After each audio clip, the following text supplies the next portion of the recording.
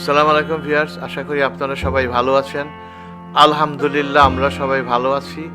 আজ আমি আপনাদের একটা সহজ রেসিপি চানা ডাল ভুনা আপনাদের সাথে শেয়ার করছি।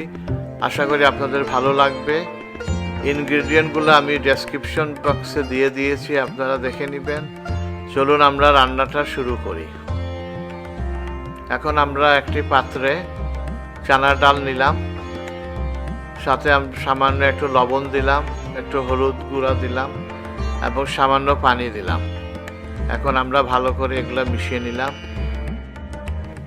এখন আমরা ডাল পানি সহ যে আমরা নিয়েছিলাম সেটা এখন আমরা বসিয়ে দিলাম এবং আমরা জাল দিলাম 10 মিনিটের মতন।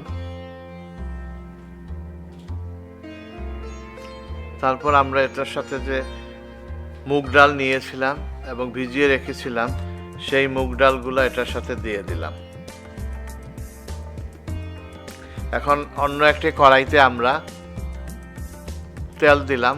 তেল গরম হওয়ার পর আমরা দারচিনি, এলাচি এবং তেজপাতা দিয়ে দিলাম, সাথে অনিয়ন কুচিও দিয়ে দিলাম। এখন আমরা কাটা পেঁয়াজগুলা দিয়ে দিলাম।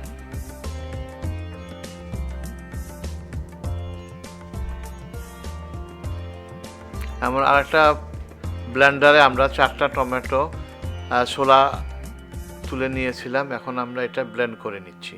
পরে আমরা এটা ডালে ব্যবহার করব। ব্লেন্ডিং টমেটো রেখে দিলাম। এখন আমরা 5 মিনিট হয়ে গেছে।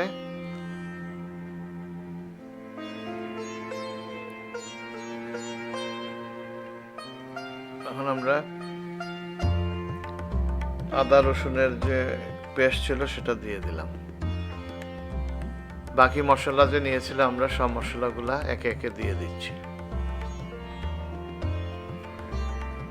এখন মশলাগুলাকে ভালো করে মিশিয়ে নেওয়া হচ্ছে।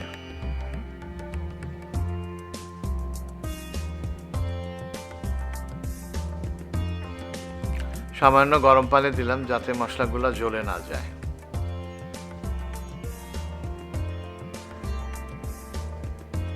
সামান্য একটু পানি দিলাম।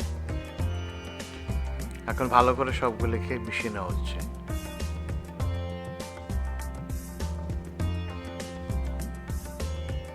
এখন আমরা যে ব্লেন্ডিং করেছিলাম টমেটোগুলা সেগুলা দিয়ে দিলাম। দিয়ে এখন ভালো করে সবগুলো একসাথে মিশিয়ে নিচ্ছি। আর একটু পানি দিলাম আমরা, গরম পানি। ভালো করে মিশিয়ে নেওয়া হচ্ছে। আমরা ঢেকে দিলাম এবং 5 মিনিটের মতন। মশলাটা ভুনা ভুনা হয়ে গিয়েছে। আরো সামান্য একটু পানি দিলাম। পানিগুলো মশলাটা শুকিয়ে গিয়েছিল তাই। সামান্য কয়েকটা কাঁচা মরিচ দিয়ে দিলাম। ভালো করে মিশিয়ে নিচ্ছি। এখন আমরা ডালগুলা দিয়ে দিলাম যেগুলো আমরা আগে রান্না করেছিলাম। এখন সবগুলি একসাথে ভালো করে মিশিয়ে নেওয়া হচ্ছে।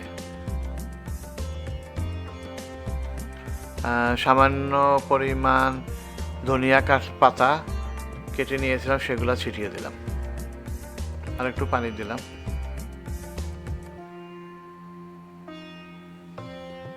এখন আমরা ভালো করে নেড়ে মিশিয়ে নিচ্ছি।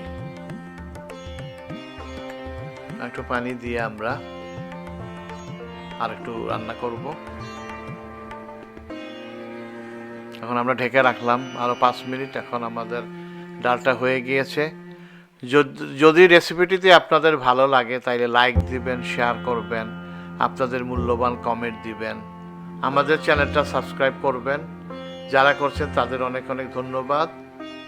আর আপনারা সাবস্ক্রাইব করলে আমাদের আগামী ভিডিওগুলো আপনারা পেয়ে যাবেন। ধন্যবাদ।